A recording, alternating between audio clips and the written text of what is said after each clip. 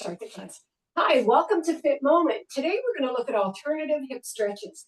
We usually do shoelace, we usually do pigeon, we usually do windshield wiper. I'm going to show you some hip stretches that happen when the body is long and what we can do with the body long. And a lot of it's going to be lying down. So one of the things I can recommend is sometimes when you get out of bed in the morning, your hips may not work. They might be stuck and crazy, but one of the things you can do is do some of these stretches in your bed before you get out. So I want to take you down to the side first of all.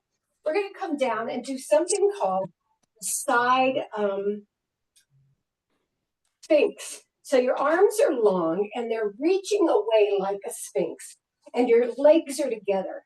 Now already you can feel the stretch of the hip here. So this is a really, really great stretch.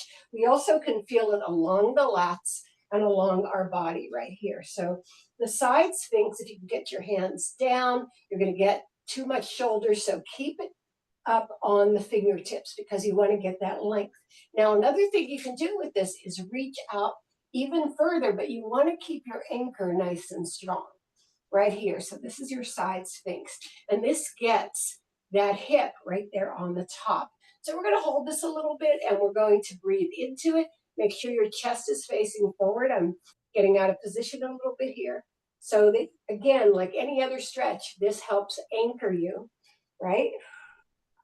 And that is an alternative for the pigeon or the shoelace or whatever we're doing. So let's take this on the other side. Swing those legs around. Same thing. You have the other hip on the top and you're going to hold that here. So reaching with those toes, making it nice and long. Good. Now you might feel a little bit too much twist in your back. If you do, put the inside arm up. You don't get as much hip stretch, but you know, what can we do? All right, the second long stretch I like is called the banana. You put your arms toward one end of the mat, you take your glutes to the back end of the mat, and then you take your legs to the front end of the mat till you shape a banana right here. There you go. And you stretch in both directions. Breathe into it. And again, it's pulling your pelvis back. This is great for the pelvic floor, and it's also pulling your hips back. So just hold that one. And again, you can see yourself, like you wake up in the morning, you're feeling a little kind of gnarly, and you just get onto your side, reach to the end of your mattress with your toes and your hands, push your hips back toward your teddy bear, and you get that nice hip stretch. Okay, so let's take this to the other side. So we know all those, really aggressive hip stretches. These are a little bit gentler because they're employing the entire body, so they're super supported. Are they as intense in their results? I think they are, but in a more subtle way, all right? Just get it stretched. All right, we're pointing in each direction. Okay, so also on the floor, you're going to get yourself all the way out, and you're taking one leg behind the other, and then take the other leg all the way to the corner of the mat. So one leg is back, just right. Let me start with you again. Just take it behind the leg, right? Then take the other leg to the front corner of the mat. Point both toes and you can feel that hip stretch. You can bring your hand in front or wherever. So then you get nice long. You can feel this through your knees as well, right here. Good. Just hold that and breathe into it. Somebody needs to mute. All right, let's bring those legs together and take ourselves to the other side. Bring it all the way out. Start that taking the foot off and then taking the other one forward. You can feel that stretch. Nice. It's very subtle, but it's also very good for days. For instance, you don't know if your hip's swollen or not. And you don't want to do anything aggressive because swelling covers up what's going on underneath. This kind of stretch is probably more safe than doing our pigeon or our windshield wiper or our shoelace, right? Or our half lotus, which is, pretty much my favorite. All right, let's bring that in and get onto our backs.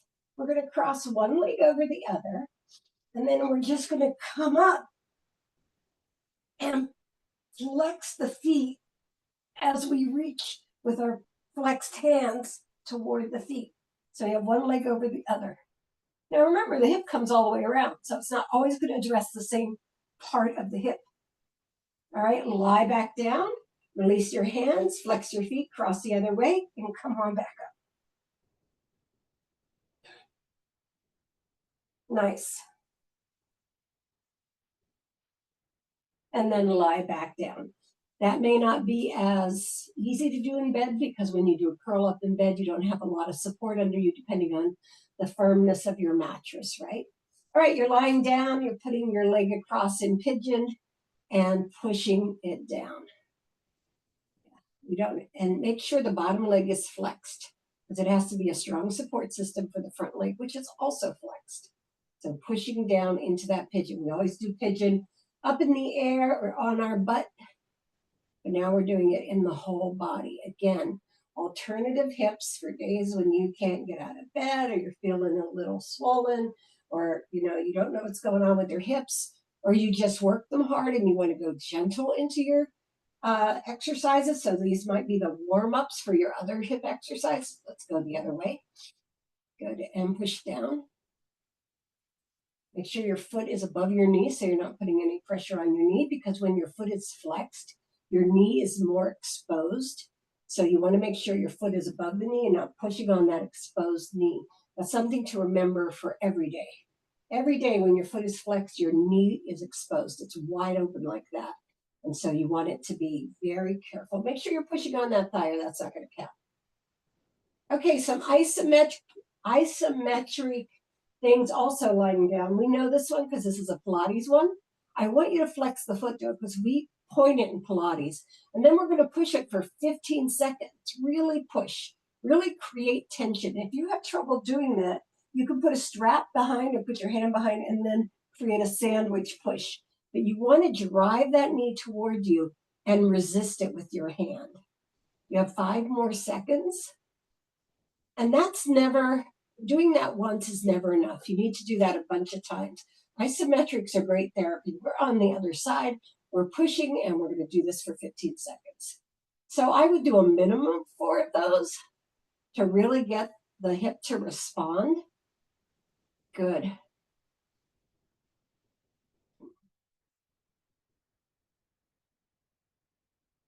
Nice.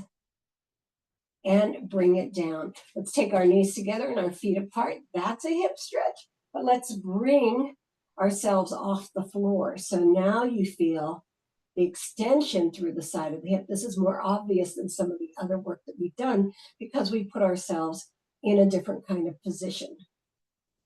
Just holding it right there. So you can see that the hips, the part that we feel the most, the side of the hips, so we identify with hips the most, that's the part that's being stretched, and we go, oh, that's a real hip stretch. But remember, your hips are your SI joint, your hip flexor, your sciatica, your piriformis. It's a big package. So just doing certain kinds of stretches are not going to be enough, and not always feeling them to this intensity doesn't mean anything. Doesn't mean that you're getting everything, right? All right, bring it back to parallel and then bring it all the way down. Great job. All right, we're going to do some long leg sitting stretches. So come on up, and then we're going to take it out to the side. Now, this is a strap. So sometimes we work right out the front. Sometimes we work outside the shoulder. This time we're going to work outside the strap. Now, I'm going to ask you to keep that foot flexed because we're going up into the long hip stretch here. So put your hand on the back side of your hip on the bent leg side. We've done this many times, but we want to put it in this repertoire since this is our long repertoire. And you're going to bring your arm up, and there you can feel that hip stretch right in this part, right here in the IS bones when we were feeling it over on the side before. So we're getting all sides of these hips, right? getting that big long stretch, trying to keep the foot toward the ceiling. That's the hardest part on this. The foot wants to go forward, but then you lose your stretch, right? Good. Now inhale and exhale and bring it back down, and let's go to the other side. One of the things that we experience in life is sitting a lot. Many of us, some of us don't, but many of us sit a lot. And so what's happening is we're compressing this whole area. This whole area has our upper weight of our body on it and no flexibility. So let's go up. These kind of stretches have a lot of meaning at the end of the day when you want to get all that mush out of your vertebrae, that lower vertebrae and that hip and those hips. So just do those reaches. Great. And bring it back down. Now I'm going to surprise you with a little belly down hip stretches right here. You're on your elbows. You're going to take one leg across the other and then push your body down into parallel.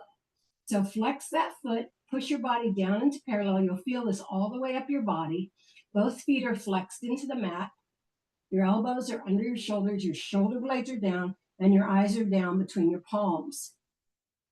Nice hip stretch. Let's go to the other side. Keep those feet flexed and take it across, pushing the hips down parallel to the mat. Good. And hold it right there. Good. Now we need to counter stretch this because it got into our back a little bit. So we're going to come up and sit back into child pose and release that back just in case it felt a little torqued. I'm not saying it was, but just in case it was, I want to make sure that you do the counter stretch. Let's get back on our side. We're going to do a couple more long ones. Take it all the way down. This is one we love. We've done this a million times. Push into the hip, push into the thigh. You are pushing into the hip. Keep the feet, push your toes into the floor as you push into the thigh. Keep that leg long, good, underneath, and hold it right there. Now we're going to take this one step further and drop this knee in front of that long leg. That's more subtle. That's nice opening after you've done that push. Nice.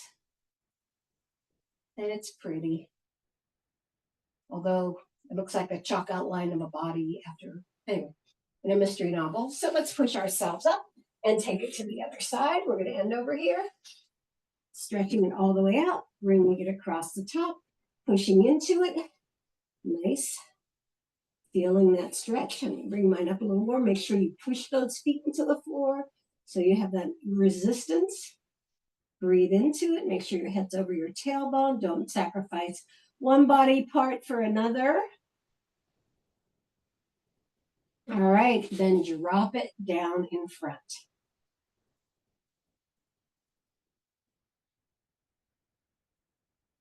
Nice.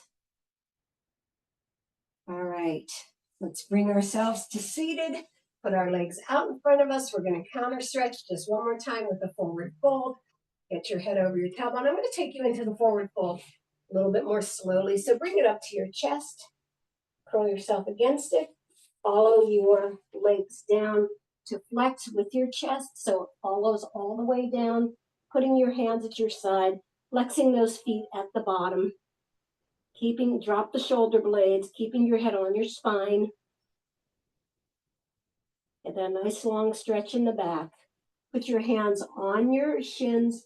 Come into long arm. And then bring yourself up. And let's bring it. And that is our fit moment for today. Hope you enjoyed these long stretches and they help you get more mobility and not terrify your body. Bye.